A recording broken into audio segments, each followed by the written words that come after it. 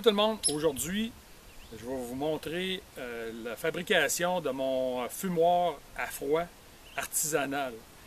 Qu'est-ce que le fumage à froid versus le fumage à chaud? Le fumage à chaud, il va être, qu'est-ce qu'on fait comme recette, comme saumure avant? Il va être comme pré-cuit. Puis ce qui va rester à faire, c'est juste la fumaison. Puis on parle d'ici environ 45 minutes à 2 heures de fumage là, pour le fumage à chaud. Alors que le fumage à froid, c'est une autre chose complètement. Là, le fumage va être d'environ 2 heures minimum. Je dirais même plus que ça. Ça dépend du morceau de poisson, là, mais je dirais une moyenne de 6 à 36 heures, dépendamment de votre goût de fumée que vous aimez. Puis bien entendu, de la grosseur de pièce que vous avez à faire aussi. Ce que vous achetez en épicerie, comme saumon fumé, c'est tout fumé à froid. C'est vraiment pas pareil. La saumure ou la salaison est différente. Ça cuit moins un peu notre pièce de viande ou de poisson, ou peu importe ce qu'on veut fumer. Puis, après ça, il faut le laisser aller là, dans le fumoir là, le nombre de temps qu'on désire le faire. Ce que j'ai fait pour un peu gagner du temps puis me démêler dans tout ça, j'ai un registre de fumage que j'ai fait, puis je note tout le type de bois employé, les copeaux, les granules, le nombre de temps de fumage, la grosseur de mon morceau, la température extérieure-intérieure que j'ai dans mon fumoir. Je parle de température parce qu'un fumage à froid, la température qui circule dans le tuyau va virer autour de 9 degrés. Puis, qu'est-ce qu'on veut ici dans notre fumoir? La température critique du fumage à froid, c'est 28 degrés Celsius. Il ne faut pas dépasser ça. C'est pour ça qu'il faut choisir les moments là, où est-ce qu'il faut fumer notre poisson. Parce que si on dépasse ça, ça devient critique. On va perdre notre poisson.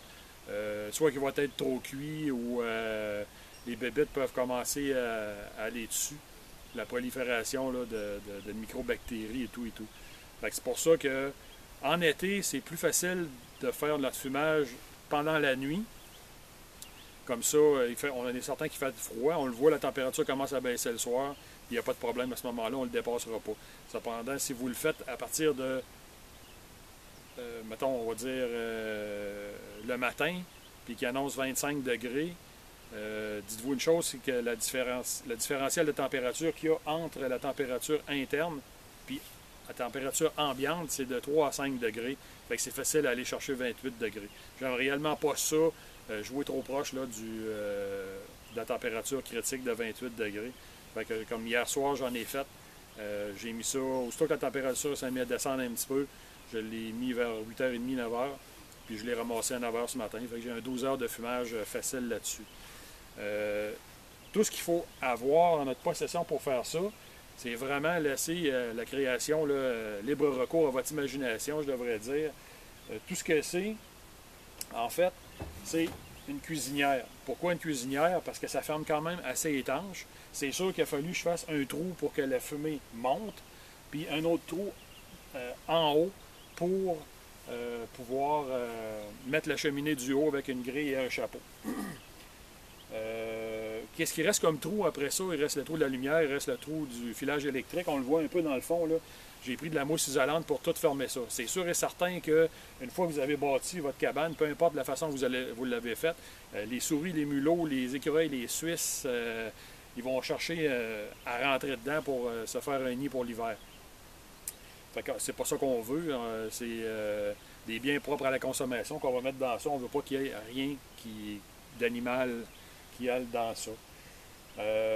Bien entendu, le fumage à froid, ça requiert 30 pieds de tuyaux sous terre pour avoir notre fumée qui va arriver froide. C'est sûr qu'on voit le terrain moi, qui descend.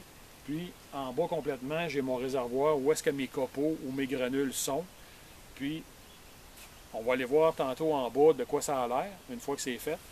Puis là, je vais juste terminer ici ma conception de comment j'ai fait ça. J'ai tout simplement mis une palette, puis j'ai mis la cuisinière avec le capage dessus.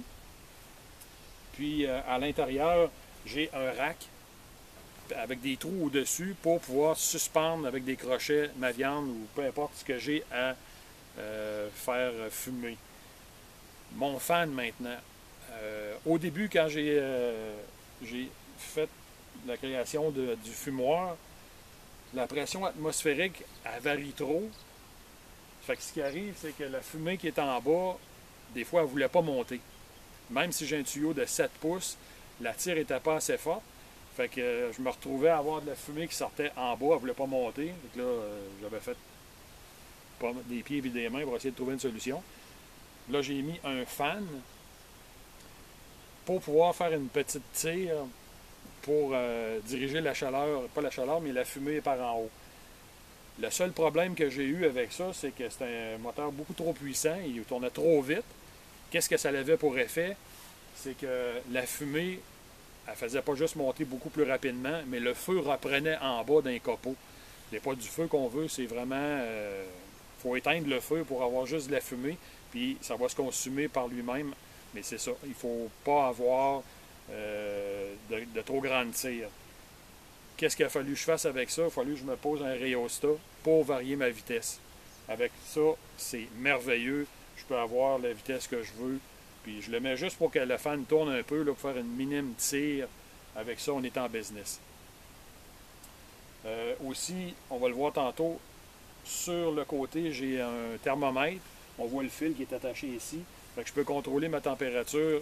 Ben, contrôler, c'est pas vraiment contrôler, là, mais je veux savoir, sans l'ouvrir, quelle température il fait à l'intérieur, quelle température il fait à l'extérieur, c'est quoi mon différentiel, est-ce que je suis proche de ma zone critique, puis à ce moment-là, on est bien correct avec ça.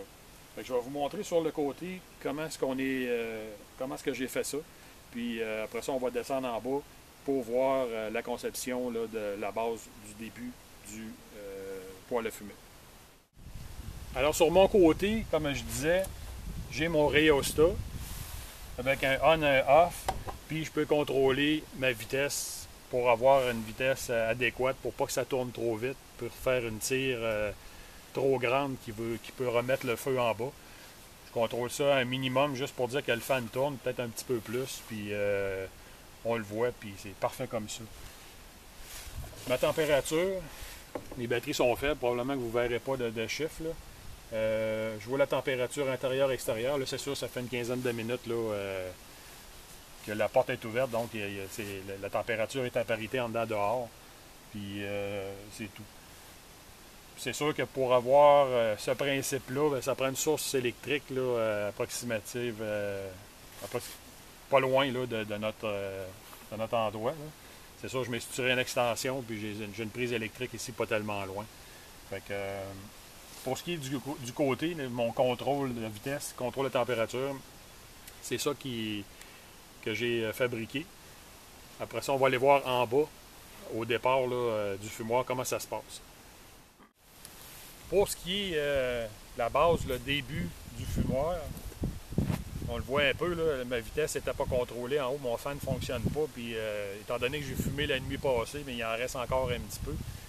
Alors, tout ce que j'ai besoin, c'est un réservoir. Pour ma part, moi, j'ai pris un réservoir à pression de maison. Ceux qui n'ont pas l'eau courante, là, qu'on est sur les puits, c'est des réservoirs pour bâtir la pression là, à l'intérieur des chalets maison.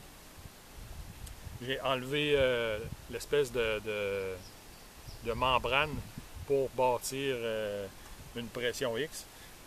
Puis j'ai découpé une porte, j'ai mis des pentures avec une poignée puis des stoppers pour pas que le couvert descende dans le fond. Puis tout ce que c'est, ben, c'est ça ici. Alors, j'ai mon réservoir que j'ai modifié ici. J'ai un tuyau de 7 pouces que j'ai mis pendant 30 pieds jusqu'en dessous avec un coude 90 qui rentre à travers là, mon fumoir.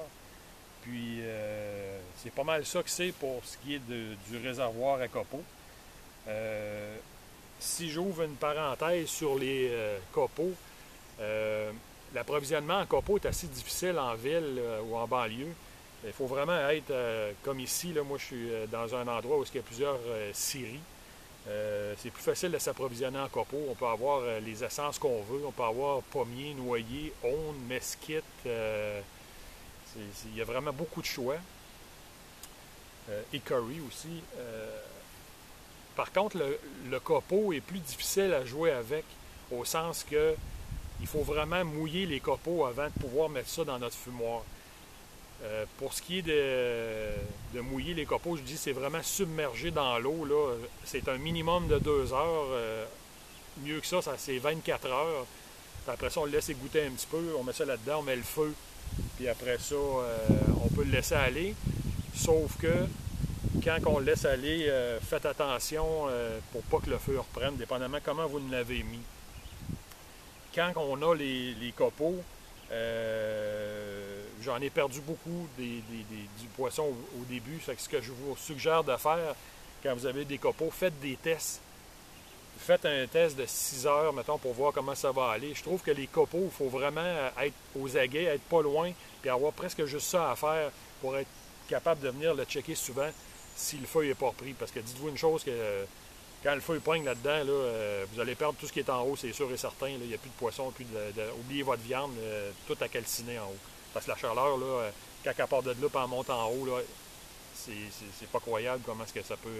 en un rien de temps, vous pouvez perdre ce que vous avez mis en haut. Puis c'est quand même assez dispendieux si vous achetez ça dans nos magasins qu'on a ici. Je parle de Canac ou Canadian Tower ou tout ça. Eux autres, un petit sac, c'est 7 plus taxes. C'est presque 8 pour un petit sac comme ça. Un petit sac, vous n'allez pas fumer tellement longtemps avec ça.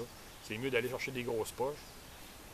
C'est pour ça que je vous dis, les granules, bien faire attention avec les granules. Quand je parle de granules, c'est pas ceux pour chauffer les maisons, parce que ceux pour chauffer les maisons, ils ont été assemblés, pressés avec de la colle.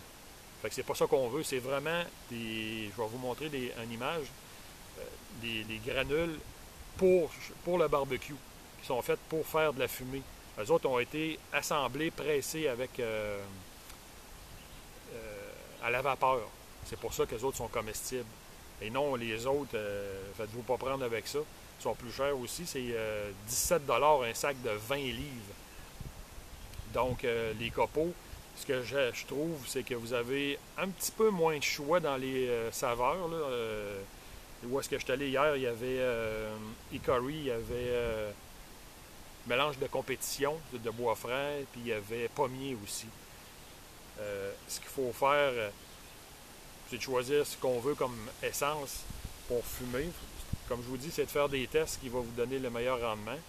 Puis, quand vient le temps de faire notre fumage, les granules, c'est merveilleux. Pas besoin de mettre ça dans l'eau, bien entendu. Puis, ça ne m'est jamais arrivé que le feu a pris, à moins que le fan soit à pleine vitesse en haut. Là, il n'y aura pas le choix, il va faire tellement de grosses tirs que le feu va reprendre. Mais les granules, moi, je le sais que je mets ça le soir, puis je reviens le lendemain matin, puis tout s'est bien passé. Là, ça fume encore, j'en ai mis pas beaucoup, puis ça a fait une superbe job, puis ça en prend beaucoup moins. Pour vous donner une idée, si je remplis ma tube au tiers de copeaux, je vais faire environ 4 à 6 heures. Si je remplis mon réservoir au tiers de granules, je vais faire 4 à 6 jours. Là, j'ai mis, mon doux Seigneur, pas 1 litre. Mettons l'équivalent de la moitié d'une pinte de lait, on va dire, là, de granules. Là. J'ai mis ça hier à 9 heures. Puis il est 11 heures, ça veut dire 12, ça fait 14 heures. Puis il reste encore, il va aller virer jusqu'à la fin de l'après-midi, là, comme il est là. Il fume encore. Fait que les granules, oui, ça coûte plus cher un petit peu, mais par contre, ça fait une meilleure job, puis vous avez moins de vérifications là, pour aller checker vos affaires. Fait que sur ce, j'espère que vous avez pu en apprendre un petit peu. Comme je vous disais, c'est pas compliqué. Un réservoir, vous pouvez même prendre un réservoir de propane, 20 livres, passé date. Assurez-vous qu'il n'y a plus rien dedans, puis laissez libre recours à votre imagination. 30 pieds de tuyau, moi j'ai pris le 7 pouces. Pourquoi le 7 pouces? Parce qu'il n'y avait pas une grosse différence de prix, puis ça fait une plus grande tire, il y a plus d'espace dedans, plus de volume. Un coup de 90 degrés, un petit bout pour se rendre dans la cuisinière, le petit bout qui va sur la cheminée, un chapeau, un grillage, un peu de bois pour caper votre cuisinière. Votre poisson va être magique avec ça. On n'a rien qu'à penser à aller sur Internet. Des recettes, vous allez en avoir comme ça. Puis il y en a des superbes de bonnes. C'est à vous autres de faire des tests. Puis comme je vous disais dans un registre, marquez tout ça. Puis vous allez voir qu'est-ce que vous êtes capable de faire. Vous allez voir que vos bonnes recettes reviennent souvent. Fait que c'est ça qui est le fun. On peut jouer avec les saveurs, on peut jouer avec les sortes de poissons. Puis ça devient facile. Moi, ça fait 4 ans là, que j'ai ça. Puis je commence à gager pas mal ce que je vais faire dedans. Je fais encore des tests de viande, de toutes sortes de choses. Puis vous êtes capable, mes prochaines choses à faire, à tester, ça va être une flèche de bacon. C'est sûr, ça fait longtemps que je veux le tester. Là. Je prends beaucoup de renseignements. Je vais être prêt dans pas long à pouvoir faire mon nouveau fumage de bacon. Fait que sur ce, à une prochaine technique. Puis merci de nous suivre sur aventurierchassepêche.com. À la prochaine.